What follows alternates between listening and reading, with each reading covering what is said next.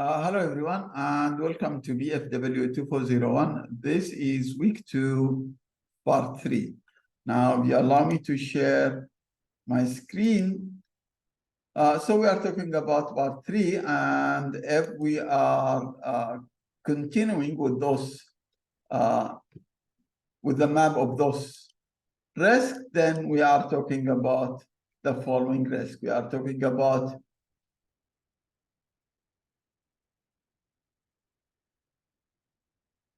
actually liquidity risk, capital risk, and then finally to the interaction of those risks. Now, let me start with liquidity risk.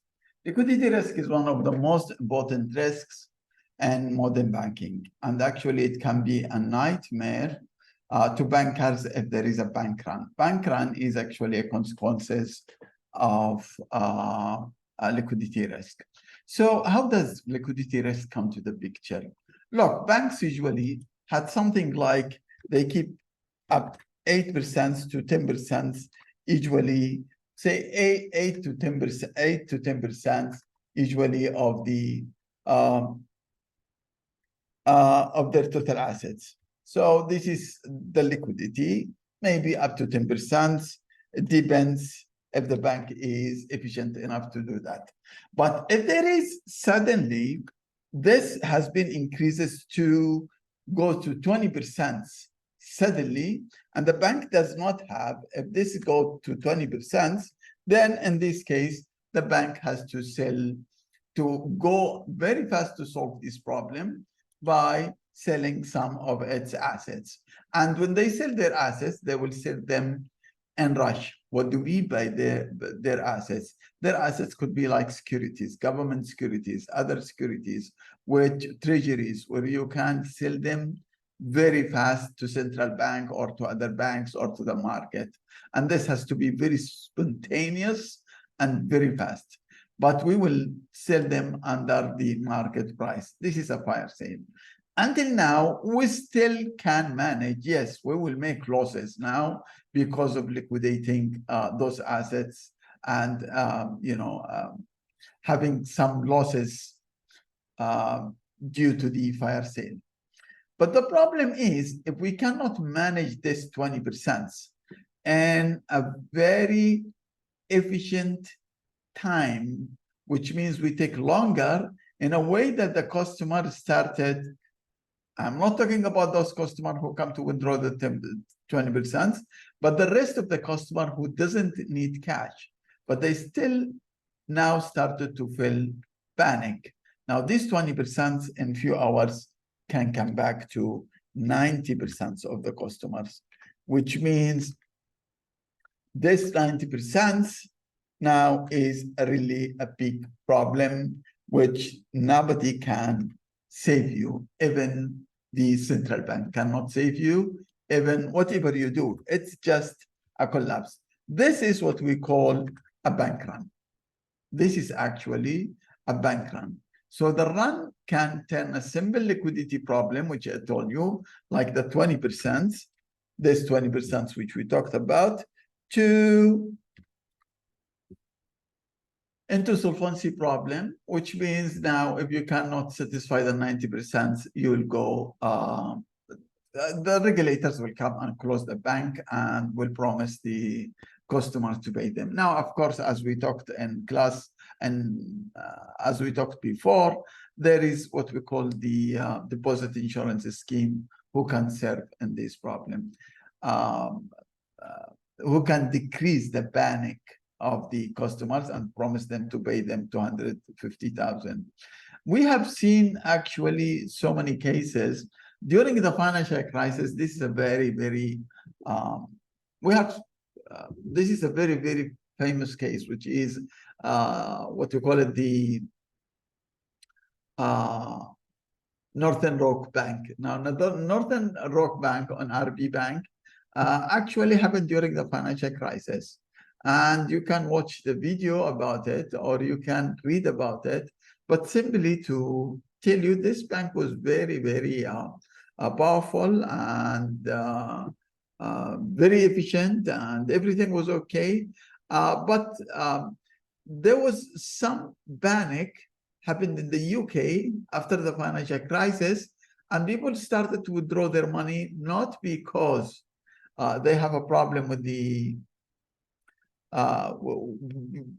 because they need their cash, but actually there was a panic. And you can see here, this was a physical queue up in front of the branches of the banks. And of course, Bank of England, which is the central bank of the UK, couldn't help Northern Rock Bank, and it was actually collapsed. We have Bank of Victoria, Lehman Brothers was also collapsed because of liquidity. We have so many also collapse here in Thailand and Nepal and so many other places because of liquidity risk. I don't know about Malaysia, but I think with the deposit insurance scheme and with the supervision of Bank Negara, we haven't seen actually for almost 30, 40 years now, a big bank run in Malaysia. Now, let me go to the next one. This is insolvency risk. And when you have solvency risk, please call it capital risk. Now, to bring you to the things we have talked about, maybe when we talked about this, look, as I told you, if we have a problem, if we have too much risk, if we have a risk, for example, if we have credit risk. Now, this credit risk can be managed by the bank, like having provisions for bad debt, having strong liquidity, strong credit risk in a way that you can give only good loans, select the right customers, don't give loans more than 10% of your capital. All of those is actually can be in management. But if the risk is more than that, and you cannot really manage, all those systems did not help, and you have to go the capital, you have to have enough capital. If you don't have enough capital, which you have to calculate it very carefully, regardless of the regulatory capital, you are in a problem. This is what we call the solvency risk. This is when I come back to here and tell you the solvency risk.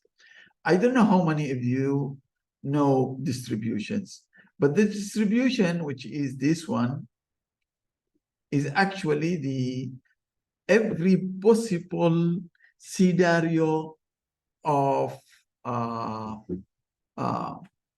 losses. Now, these losses, as I said, coming from the risk, can be very, very high or can be very, very low. And actually, some of them can be managed here, which is in this area, can be managed here by the management. So the management can make provisions and everything to curb this risk when it comes. So when the risk comes and it's expected losses, you can manage it by the expected provisions which you have counted before. But if the risk is higher than that, then you have to have capital. And this is from this area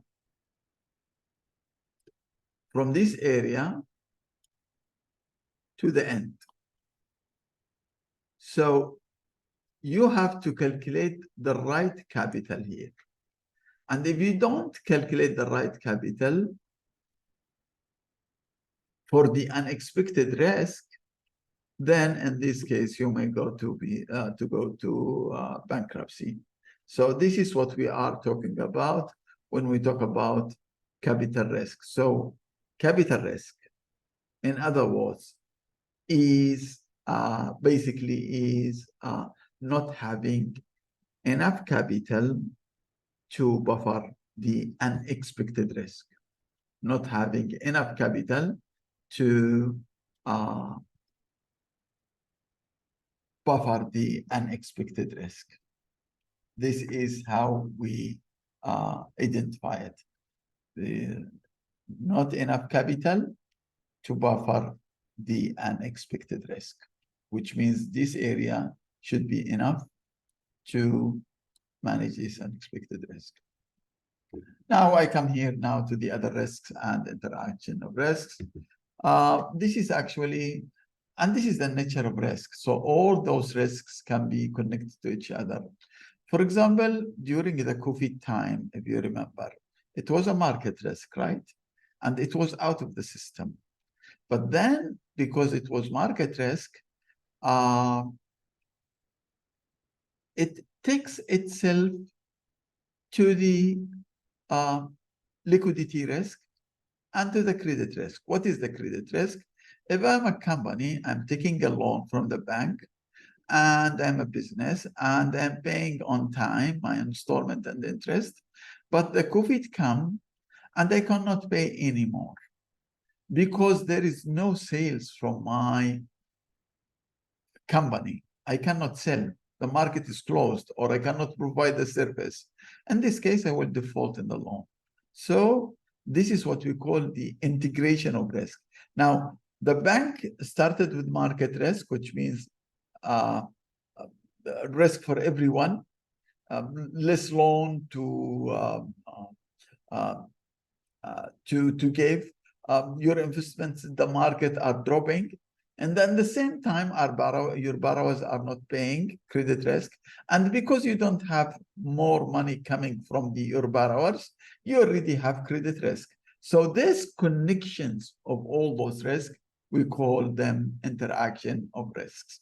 And actually, if you go to the banks, there is no different committees in the banks to manage credit risk and market risk and liquidity risk. We have what we call ALCO, which is Asset Liability Committee, which managed all those risks.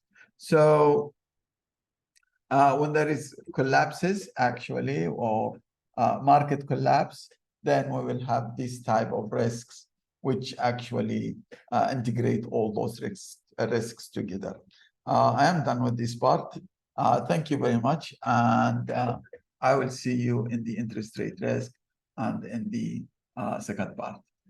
Thank you very much. And see you in the second part. Bye-bye for now.